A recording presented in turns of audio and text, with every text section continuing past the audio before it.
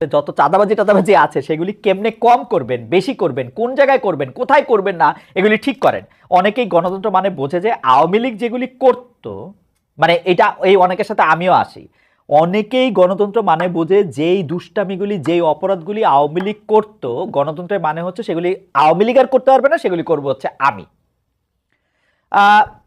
সেরকম ভাবলে একটু সাবধান হয়ে যান। দেখছেন না আওয়ামী লীগের নেতাগো মাটির উপর দপদপায় হাঁটতো, এখন ইন্দুরের মতো পালায় রয়েছে না?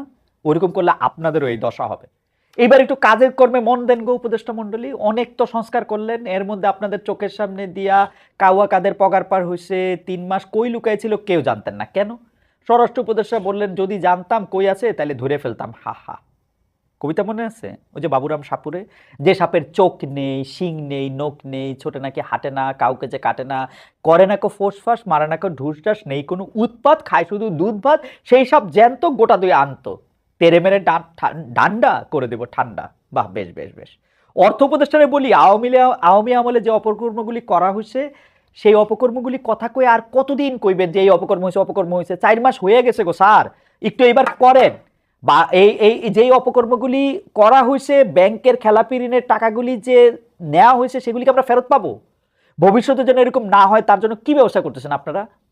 বাংলাদেশে মানুষ যখন 50,000 টাকা ঋণ নিতে চায়, তার জন্য জমি জমা, পুকুর, ঘটি বাটি, লোটা গামলা সব বন্ধ দিতে হয়। 50,000 কোটি টাকা ঋণের বিষয় এরকম কিছু কি আসে? মানে ঋণ না দিচ্ছে যে তারা, ঋণ যে তারা নিছে, বাংলাদেশে যেগুলি ঋণ খেলাপি আছে এগুলির বিরুদ্ধে আপনারা করেন হত্যা মামলা। এই যে ঋণ খেলাপি একটা ভালো জিনিস, এটা করলে কোনো অসুবিধা নাই। আমি যে ভবিষ্যতে বাংলাদেশে আর কাউরে ঋণ খেলাপি হইতে দেখবো না, এটা আমি কেমনে বুঝবো? কেন এই হত্যা মামলা দেওয়াটা খারাপ? তারা তাদের কেস যখন কোর্টে উঠবে তখন তারা আরামে খালাস পেয়ে যাবে। বরং একটু কষ্ট করেন, এইসব ঋণ খেলাপিদের ব্যাপারে একটু কষ্ট করেন, খোঁজ করেন কি করেছে তারা, তাদের স্পেসিফিক অপরাধেই মামলা দেন। ব্যবসায়ীর সাথে কথা বলছেন, এই যে মাননীয় বাণিজ্য উপদেষ্টা, আপনি ব্যবসায়ীদের সাথে কথা বলছেন? বাজারটারে দেখেন তো, হঠাৎ করে কেউ কৃত্রিমভাবে বেশি করে টাকা নিয়ে যেতেছে কিনা, কাউকে জিম্মি করতেছে কিনা, এগুলি খোঁজ নেন। আর ছোট ছোট উপদেষ্টা আছেন, যে মানে যে শিশু উপদেষ্টা, ছোট উপদেষ্টা যারা আছেন, তা এবং উপদেষ্টা প্লাস যারা আছেন, উপদেষ্টা প্লাসও আছেন, কিন্তু কিছু কিছু আছেন উপদেষ্টা প্লাস, সেই উপদেষ্টা প্লাস সাহেবরা এই আলতু ফালতু বিতর্ক উস্কায় দেওয়া, এই দেশ ওই দেশ, এইটা দখল হবে ওইটা দখল হবে, এখানে রক্ত যাবে এখানে রক্ত দিব, এগুলি কথা বাদ দেন। মনোযোগ দিয়ে কাজ করেন। যেগুলি উপদেষ্টা প্লাস আছেন যেহেতু সরকারের নাই, সেগুলি ভালো করে রাজনীতি করেন। রাজনীতি করে কি করবেন এটা মানুষের গিয়ে বলেন গিয়া।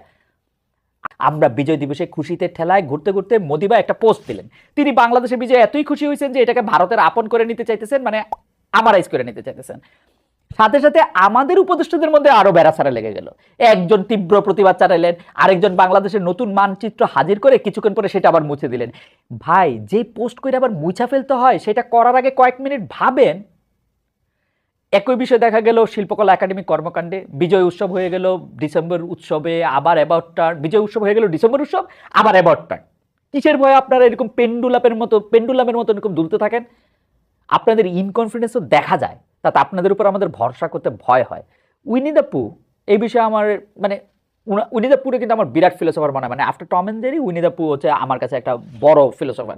সে বলতেছে doing nothing often leads to the very best of something.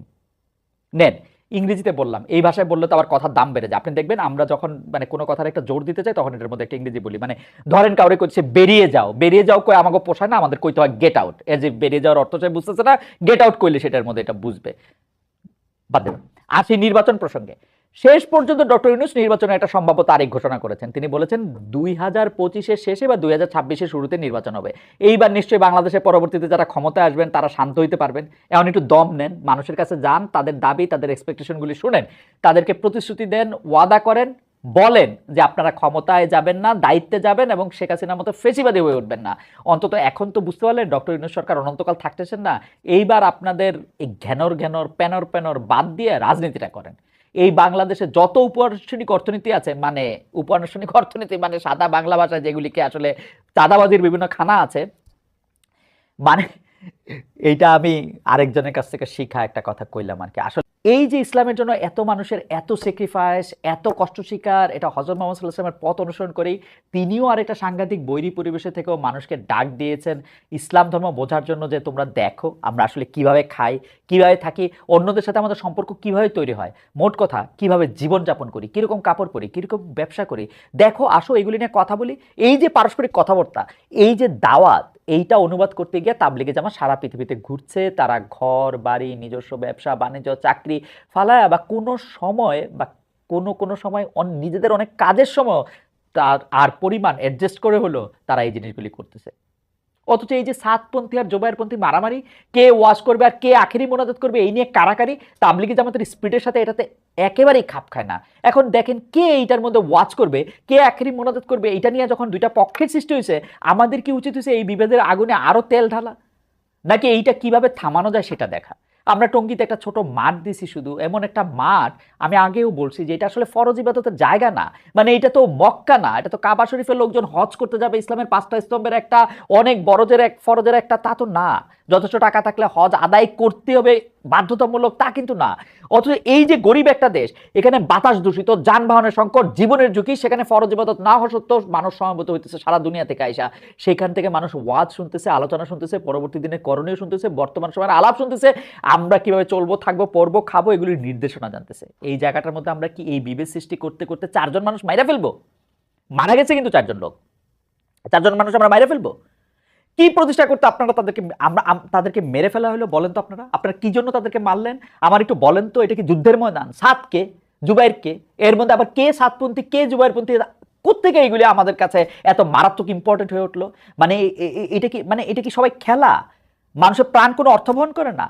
এটা Brazil Argentina, Abahani Mohammedan, BNP Jamaat, আমরা কি প্রতিষ্ঠা করতে চাইলাম? এটা আমার মনে হয় এক্ষুনি এই মুহূর্তে, মানে গতকালই করা উচিত ছিল, তবু এখনো সময় শেষ হয়ে যায় না। এই মুহূর্তে এই ধরনের কোনো বিভেদের মধ্যে আর থাকা উচিত না, এই বিভেদ পালা উচিত না। কারণ দেখেন, জহির রায়হানের সময়ের প্রয়োজনে গল্প পড়ছিলাম যে আজকে থেকে 3.5 দশক আগে হয়তো, যে দেশ একটা ভৌগোলিক ব্যাপার, 3 প্রজন্ম আগে পরে আমরাই কি বলতে পারবো কোনটা দেশ কোনটা বিদেশ? কিন্তু কিছু জিনিস তো থেকে যাবে, তাই না? এই যে আপনি ইসলামিক আদর্শ বলেন, মানবিক আদর্শ বলেন, এই সময় আমরা মানুষজন কই ছিলাম, সেই জায়গাগুলি তো থেকে যাবে। কি বলবে আমাদেরকে পরবর্তী প্রজন্মের লোকজন? কি উদাহরণ আমরা সৃষ্টি করতেছি? পরবর্তী মানুষ যখন দেখবে এখানে মারামারি করে 4জন লোক মারা গেছেন, তখন তারা আসলে কি বুঝবে? কি নিয়ে মারামারি হইলো এখানে? আপনারা কি নিয়ে ফাইট করতেছেন বলেন তো?